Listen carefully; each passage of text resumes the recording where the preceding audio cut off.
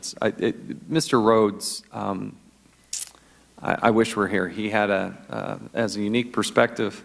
He said some truly amazing and over-the-top things that were quoted in the New York Times. I haven't heard anything refute that.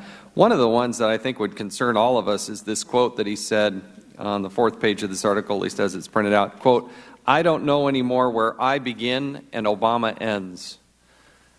That's a true, if you really think and let that settle in, that's a truly stunning statement. He also said some other things that I think are very concerning. Quote, "All these newspapers used to have foreign bureaus," which I think he makes a good point on that. And then he says, quote, "Now they don't. They call us to explain to them what's happening in Moscow and Cairo. Most of the outlets are reporting on world events from Washington. The average reporter we talk to is 27 years old, and their only reporting experience consists of being around political campaigns. That's a sea change. They literally know nothing." End quote.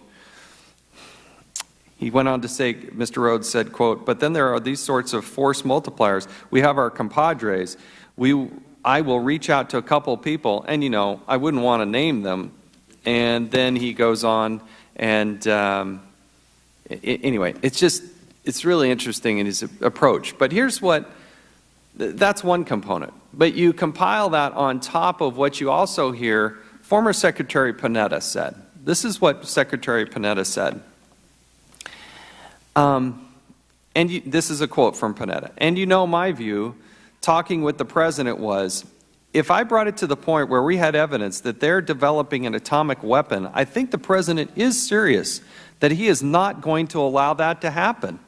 But then Panetta stops, according to the article, and the author says, quote, "But would you make that same assessment now?" End quote. And Secretary Panetta's quote is, "I would make the same assessment now, question mark? Probably not. Probably not." So he said it once, I've repeated it twice, but this is of what's deep concern.